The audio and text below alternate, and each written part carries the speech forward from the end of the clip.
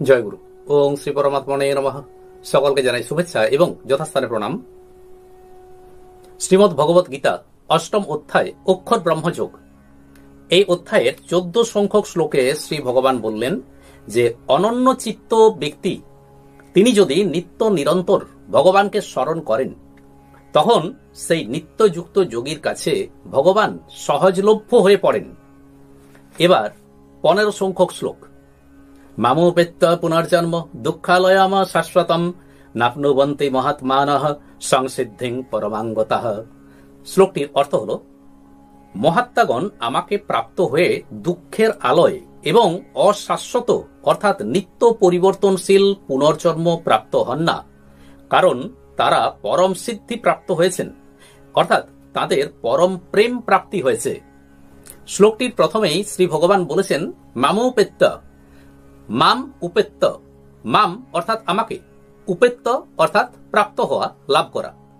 তো প্রাপ্ত হওয়া বা লাভ করা যে ব্যাপারটা শুধু না যে ভগবানকে তার দর্শন লাভ করা, তার প্রেম লাভ করা, তত্ত্বত থিওরিটিক্যালি তাকে জানা, তাকে জেনে নেওয়া, এই ব্যাপারগুলোকেই তিনি মামুপেত্য বলেছেন।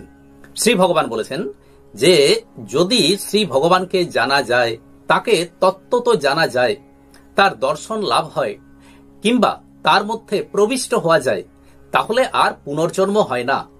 পুনর্জন্ম ব্যাপারটি কি না, পুনরায় দেহ ধারণ করা, অর্থাৎ এই পৃথিবীতে, এই জগতে আবার মৃত্যুর পর আবার ফিরে আসা।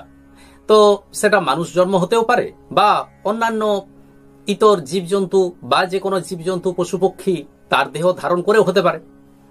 তো এই যে পুনর্জন্ম, এই পুনর্জন্ম আবার যে ফিরে আসা, এই ব্যাপারটিকে শ্রী ভগবান কি বললেন, দুঃখালয়ম শাশ্বতম। দুঃখালয়, এই জগৎটা হলো দুঃখের আলয়, দুঃখালয়। কেন না, আমরা যদি চিন্তা করি তো দেখব যে একটা শিশু যখন মাতৃগর্ভে আছে তখন থেকে পুরোপুরিভাবে জীবনের শেষ দিন পর্যন্ত দুঃখের কিন্তু শেষ হয় না।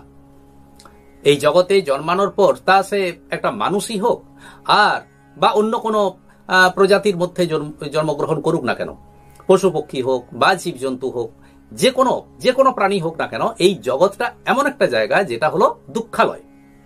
একটা শিশু যতদিন পর্যন্ত মাতৃগর্ভে থাকে, মাতৃগর্ভ থেকে যখন বেরিয়ে আসে, আচ্ছা এই সময়টায় একটা শিশু কি কষ্ট পায় না? যথেষ্ট কষ্ট পায়।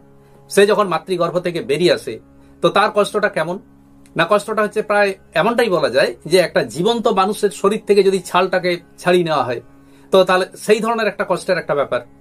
তাহলে একটা শিশু জন্মের মুহূর্ত থেকে এমনকি মাতৃগর্ভে থাকাকালীন সেই সময় থেকে তার দুঃখ কষ্ট শুরু হলো।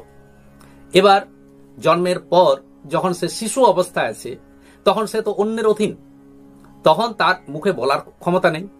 যদি কষ্ট হয় কাঁদে, খিদে পায় কাঁদে, ঘুম পায় কাঁদে, অস্বস্তি লাগে কাঁদে। তো তাহলে জীবনে শুরু হয়ে গেল কান্না।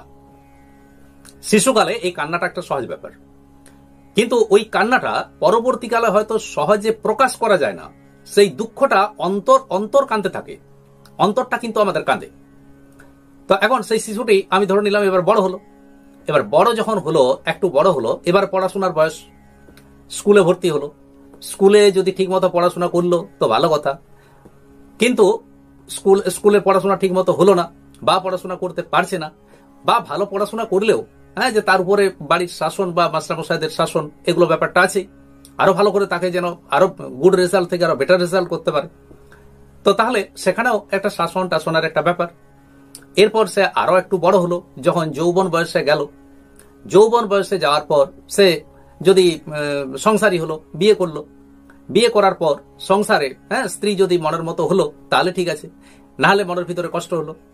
এবার যদি তার সন্তান যখন জন্মগ্রহণ করলো, সন্তানকে যদি ঠিক মতো ভাবে লালন পালন করতে না পারে, মনের ভিতরে কষ্ট রইল। যদি কন্যা সন্তান হয়, উপযুক্ত ভাবে বিয়ে দিতে না পারলে মনের ভিতর কষ্ট।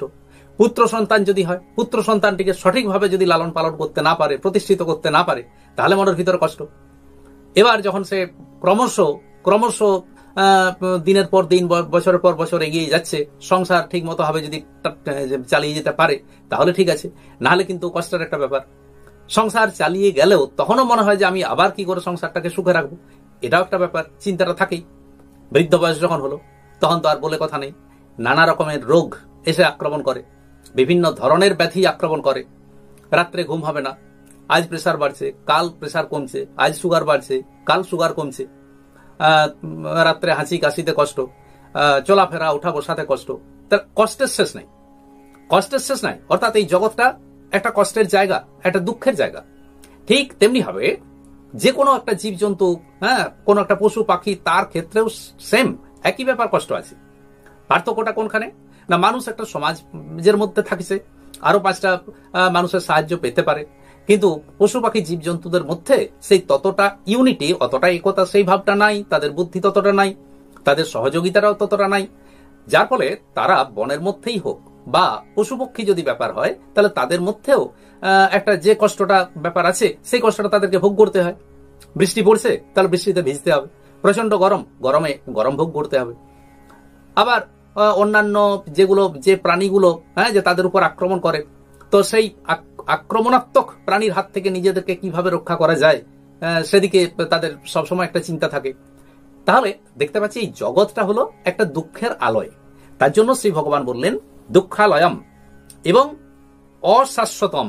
একে তার জন্য বললেন অনিত্য। কেন অনিত্য এটি বললেন? না, কারণ এখানে আমরা কেউ চিরকালের জন্য আসেনি। আমাদের জন্ম যতদিন, জন্ম থেকে আয়ুকাল, স্প্যান অফ লাইফ আমাদের যতদিন পর্যন্ত রইল, ততদিন পর্যন্ত আমাদেরকে কিন্তু একটা দুঃখ কষ্ট, একটা প্রচন্ড দুঃখ কষ্টের মধ্যেই আমাদের জীবনটা কিন্তু কাটাতে হবে। তো এইভাবে আমরা কাটালাম। কাটানোর পরে লাস্টে জীবনের শেষ প্রান্তে গিয়ে দেখলাম যে জীবনটায় আমি কি করলাম, জীবনটা ফেলে আসা জীবনটা, যে সেটা তো আবার বৃথাই গেল। কেবল দুঃখ কষ্ট, নানা রকমের দুঃখ কষ্টের মধ্যে গেলাম।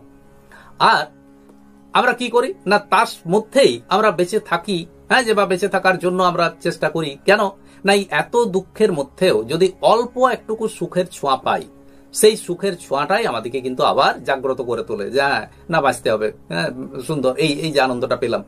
তো এই চিন্তা ভাবনাগুলো নিয়ে আমরা কোন রকম ভাবে দুঃখ কষ্টের মধ্যেই আমরা কিন্তু এই জগতে বেঁচে আছি। শ্রী ভগবান বললেন এটি কিন্তু অশাশ্বত, এই জগৎ কিন্তু নিত্য নয়। এই যে শরীর, ইন্দ্রিয়, মন, বুদ্ধি, এগুলি সবই অশাশ্বত। এই শরীর, মন, বুদ্ধি যেহেতু অশাশ্বত অর্থাৎ অনিত্য, তার জন্য শ্রী ভগবান পুনর্জন্মকে অশাশ্বত বলেছেন। কেননা পুনর্জন্ম পরে আবার জন্মগ্রহণ করলাম, কিন্তু সেই জন্মটাও তো ঠিক আগের জন্মের মতোই হবে, অর্থাৎ একই রকম দুঃখ কষ্ট পেয়েই তো আমাদেরকে জীবন কাটাতে হবে। তার জন্য শ্রী ভগবান এখানে পুনর্জন্মকে অশাশ্বত, অনিত্য বলেছেন। কারণটা একটাই, যে কোনো জন্মেই, তো আমাদের মনুষ্য জন্মেই হোক বা কোনো একটা পশু পক্ষী, যে কোনো জন্মেই হোক না কেন, স্থায়ীভাবে থাকা যায় না। এই জগতে স্থায়ীভাবে কিন্তু থাকা যায় না। অর্থাৎ এলাম, এবার আস্তে আস্তে আমাদের বৃদ্ধি হবে, বড় হব, বার্ধক্যে পৌঁছাবো, তারপর আমাদেরকে এই জগৎ থেকে চলে যাওয়ার একটা সময় হবে। কারণ এই জগৎটা হচ্ছে এমনই যে যেখানে যা কিছুর জন্ম আছে, তার বৃদ্ধি আছে এবং একদিন শেষ আছে। Everything that grows holds in perfection but for a little period. তো everything that grows holds in perfection but for a little period. যা কিছু এই জগতে আসুক না কেন, হোক না কেন, জন্মগ্রহণ করুক না কেন, সেগুলো কিন্তু অল্প স্থায়ী হয় এবং একদিন না একদিন তাদের বিদায়ের সময় চলে আসে। তাই এই জগৎটি আমাদের কাছে পুরোপুরি অনিত্য, অশাশ্বত। শ্রী ভগবান বলেছেন যে দেখো অর্জুন, আমাকে লাভ করলে কিন্তু আর পুনর্জন্ম হয় না। তবে এখানে একটি পার্থক্য আছে। ভগবান যখন অবতার রূপে পৃথিবীতে আসেন, তিনি যখন জন্মগ্রহণ করেন, তখন তিনি আসছেন এবং তার পার্শ্বদরা যারা আসেন, তাদের জন্মটা কিন্তু এরকম দুঃখের জন্ম নয়। ঠিক ভগবান শ্রীকৃষ্ণ জন্মগ্রহণ করলেন, গোপ বালকরা জন্মগ্রহণ করলেন, তাদের জন্মটা এই দুঃখের জন্ম নয়। তারা যে দুঃখের মধ্যে জীবনটা কাটাচ্ছেন এমনটা কিন্তু নয়। শ্রী ভগবান এখানে বলেছেন নাপনুবন্তি মহাত্মানহ। মহাত্মা। তো মহাত্মা কাদেরকে বলা হয়? মহাত্মা কাদেরকে বলবো? শ্রী ভগবান বলেছেন যে যারা প্রথম থেকেই ভক্তি মার্গের পথিক, তাদেরকেই মহাত্মা বলা হয়। যারা ভক্তি তত্ত্বে অভিন্ন হন, তাদেরকেও মহাত্মা বলা হয়। আর যারা প্রকৃত প্রেম লাভ করেছেন, তাদেরকেও মহাত্মা বলা হয়। তাহলে মহাত্মা ব্যাপারটি পেলাম। এগুলোর বিপরীতে, অর্থাৎ এই জাগতিক পদার্থ, এই শরীর, এই অনিত্য শরীরের সাথে যদি আমাদের সম্পর্ক গড়ে ওঠে, এগুলো নিয়ে আমরা যদি বেশি চিন্তা ভাবনা করি, তখন সেই প্রকার মানুষকে বলা হয় অল্পাত্মা। কারণ এই প্রকার মানুষ ভগবানের উপর তারা স্থিত নন, তারা শরীর এবং জগতের উপরেই তারা স্থিত। আর যারা নিজ স্বরূপে স্থিত তাদেরকে বলা হয় আত্মা। তাহলে এখানে তিনটি ব্যাপার পেলাম। একটা হলো আত্মা, দ্বিতীয় নাম্বার হচ্ছে অল্পাত্মা, আর একটা হলো মহাত্মা। তো ভগবান বললেন, ভগবানের সাথে যাদের অভিন্নতার সম্পর্ক গড়ে ওঠে তারাই প্রকৃতপক্ষে মহাত্মা। কারণ এরা ভগবত নিষ্ঠ হন এবং তাদের মধ্যে কোনো স্বাতন্ত্র্য ভাব থাকে না। শ্রী ভগবান এখানে আরো একটি কথা বলেছেন যে মহাত্মাদের পুনর্জন্ম হয় না। কারণটা কি? কারণ তারা পরম সিদ্ধি বা পরম প্রেম লাভ করেছেন। কিন্তু পরম প্রেম লাভ করলেও শ্রী ভগবানের প্রেমে তারা কিন্তু সবসময় মশগুল থাকেন এবং সেই প্রেম আরো অধিক পরিমাণে পেতে চান। ঠিক যেমন কোনো একজন লোভী মানুষ, তো সেই লোভী মানুষ তিনি যদি কিছুটা ধন সম্পত্তি লাভ করেন, তো সেই ধন সম্পত্তি লাভ করার পর তার মনের ইচ্ছাটা ক্রমশ আরো বাড়তে থাকবে যে আরো আমাকে ধন সম্পত্তি উপার্জন করতে হবে বা আমাকে আরো পেতে হবে। তো এই যে পাওয়ার আগ্রহ, ঠিক তেমনি ভাবে একজন মহাত্মা যিনি ভগবানের পরম প্রেম লাভ করেছেন, ভগবানের কৃপা লাভ করেছেন, তার মধ্যে ভগবানের প্রেম লাভ করার আরো অধিক ইচ্ছা জেগে ওঠে। এই প্রেম প্রাপ্তি ভক্তির চরম সিদ্ধি, এটি ভক্তির চরম স্তর। আর এই কারণেই মহাত্মাগণ তাদেরকে আর পুনর্জন্ম গ্রহণ করতে হয় না, অর্থাৎ তাদের আর পুনর্জন্ম হয় না। আজ এই পর্যন্তই। আসুন এবার শ্রী ভগবানের মহামন্ত্র জপ করি। হরে কৃষ্ণ কৃষ্ণ কৃষ্ণ হরে হরে, হরে রাম রাম রাম হরে হরে। নমস্কার।